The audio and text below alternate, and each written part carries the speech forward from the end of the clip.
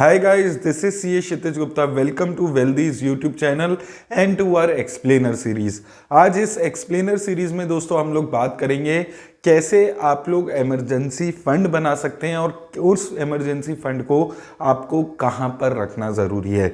सबसे पहले बात करते हैं कि इमरजेंसी फंड होते क्या, कौन से फंड्स हैं। तो देखिए, ये वो फंड्स होते हैं जो आप आने वाले टाइम के 6 महीने 12 महीने में अगर आपका जो रेगुलर इनकम सोर्स है वो चला जाता है तो भी आपके पास कुछ ऐसा पैसा हो जिसका यूज़ करके आप अपना खर्चा चला सके, या फिर अगर आपके घर में कोई मेडिकल इमरजेंसी हो जाती है या कोई और इमरजेंसी ऐसी हो जाती है जिसमें आपको इमीडिएटली पैसों की रिक्वायरमेंट है, तो ये जो इमरजेंसी फंड्स हैं वो आपकी रिक्वायरमेंट पूरी कर सकते हैं। अब यहाँ पर दो बातें आती हैं, कितना अमाउंट आपको इमरजेंसी फंड में अपना रखने की ज़रूरत है और इमरजेंसी फंड्स को आपको रखना कहां है।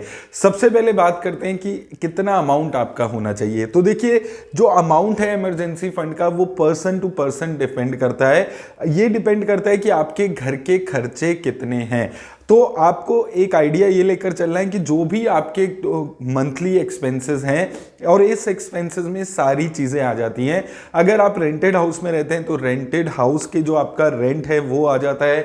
जो आपके ऑपरेशनल एक्सपेंसेस हैं खाने का, इसके अलावा जो भी आपके मिनिमम एक्सपेंसेस हैं वो सारे एक्सपेंसेस इसमें आपको कवर करने हैं। तो जितने भी आपके एक्सपेंसेस मंथली होते हैं उसको आपको यहाँ पर कवर करना है और एटलीस्ट आपको 6 से 12 महीने के इमरजेंसी फंड्स आपको यहां पर बना के चलने हैं। 6 से 12 महीने के जो आपके एक्सपेंसेस है उतना अमाउंट आपके पास एज अ इमरजेंसी फंड होना चाहिए। ये मान लीजिए आपका महीने का खर्चा सब कुछ मिलाकर 50,000 रुपए का होता है, तो कम से कम आपको 3 से 6 लाख रुपए तक का इमरजेंसी फंड तो रखना ही रखना है। अब इससे ज़्यादा रखना है या नहीं रखना है वो डिपेंड करता है कि आप कितना रिस्क लाइफ में लेने को तैयार हैं। अगर आप लाइफ में कम रिस्क लेना चाहते हैं तो आप ज़्यादा से ज़्यादा इमरजेंसी फंड क्रिएट करने की कोशिश करिए, और अगर आप ज़्यादा रिस्क लेते हैं, आपको लगता है कि कोई दिक्कत नहीं है कम इमरजेंसी फंड में, तो भी आप एटलीस्ट 6 से 9 महीने के इमरजेंसी फंड को अपने पास हमेशा बना के रखिए। उसका रीज़न क्या है? देखिए, इमरजेंसी तो कुछ भी हो ही सकती है, लेकिन आज के टाइम में जो जॉब की अनसर्टेनिटी है वो बहुत ज़्यादा है। आप डेली हम लोग सुनते हैं कि ले ऑफ्स हो रहे हैं, गूगल, मेटा जैसी बड़ी बड़ी कंपनीज तक ने ले ऑफ्स किए हैं। तो अगर आपके साथ भी ऐसा कुछ हो जाता है तो वो जो इमरजेंसी फंड है वो आपको आने वाले 12 महीने 18 महीने तक बिना किसी टेंशन के सरवाइव करने की अपॉर्चुनिटी देगा और आप आराम से अपनी नई जॉब को ढूंढ सकते हैं और आपको बहुत ज़्यादा दिक्कत उस टाइम पे नहीं होगी। अब दूसरी बात आती है कि हमें इमरजेंसी फंड रखना कहाँ पे है। तो देखिए, ये डिपेंड करता है कि मार्केट के सिनेरियोज कैसे चल रहे हैं।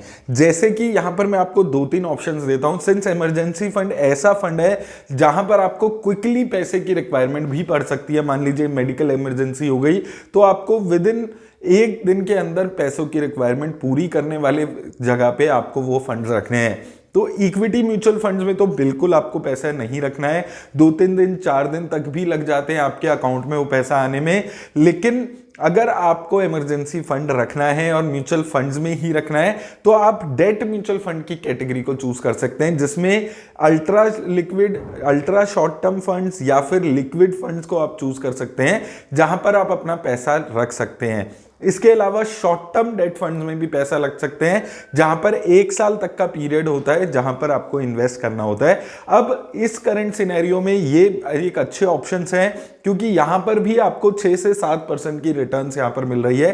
काफी सारे लिक्विड फंड्स हैं जो आपको 6 से 7% तक की रिटर्न्स इस वक्त जनरेट करके दे रहे हैं। तो एफडी में 6-7% की रिटर्न्स कमाने से अच्छा है आप लिक्विड फंड में ही इस टाइम पे पैसा रखें और 6 से 7% तक का पैसा कमा सकें। एफडी में देखिए, सारा पैसा कभी भी इमरजेंसी फंड का आपको नहीं रखना है। अगर आपको रखना भी है बैंक अकाउंट में तो आपको सेविंग अकाउंट में ही अपना इमरजेंसी फंड रखना होगा, क्योंकि एफडी तोड़वाने में फिर उससे पैसा आने में आपको 1-2 दिन लग सकते हैं। तो वो आपका इमरजेंसी फंड का जो पर्पस है वो हो सकता है कभी कभी डिफीट हो जाए। तो यहां पर आप दो चीजें फॉलो कर सकते हैं, या तो आप लिक्विड फंड में सारा पैसा रखिए, और अगर आप बैंक अकाउंट में भी रखते हैं तो मान लीजिए आपने 6 लाख का इमरजेंसी फंड है, उसमें आप कुछ पैसा अपना सेविंग अकाउंट में रख सकते हैं और कुछ अपना एफडी करा सकते हैं। 1-2 लाख रुपए तक की एफडी करा के छोड़ दीजिए और 3-4 लाख रुपए 6 लाख में से एटलीस्ट आपको सेविंग अकाउंट में रखना है। लेकिन इस मार्केट सिनेरियो में ये बेस्ट ऑप्शन है कि आप लिक्विड फंड्स या फिर ultra short term funds type funds में पैसा रखें। उम्मीद करता हूं दोस्तों इस वीडियो से आपको हेल्प मिलेगी। वीडियो से हेल्प मिली हो तो वीडियो को लाइक और शेयर जरूर कर दें। तो दोस्तों वीडियो खत्म करने से पहले let me tell you an interesting part. अगर इसको सुनोगे तो definitely it will help you. A lot of you might be earning money, लेकिन अभी तक आपने अपने फाइनेंसेस की प्रॉपर प्लानिंग शुरू नहीं की है। If you plan your finance properly then it will not only help in your present but also it will help securing your future. अब दोस्तों आप में से कुछ बिगिनर्स अपनी अर्निंग और मनी को इन्वेस्ट तो करना चाहते हैं, लेकिन कहां और कैसे इन्वेस्ट करें ये समझ नहीं आ रहा। तो don't worry, let me tell you an effective solution. आज ही वेल्दी के वेल्थ पार्टनर से बात करें। एक वेल्थ पार्टनर ना ही सिर्फ आपको आपके फाइनेंशियल गोल्स के अकॉर्डिंग फाइनेंशियल प्लान बनाकर देंगे, वहीं साथ में आपके रिस्क फैक्टर्स को कंसीडर करके आपको बेस्ट इन्वेस्टमेंट पोर्टफोलियो भी बनाकर देंगे और उसको मैनेज भी करेंगे। है ना इतना आसान? तो टेंशन किस बात की है, इजी है ना। तो आज ही अपनी कॉल शेड्यूल करें अपने वेल्दी के वेल्थ पार्टनर से and start your investment journey with wealthy.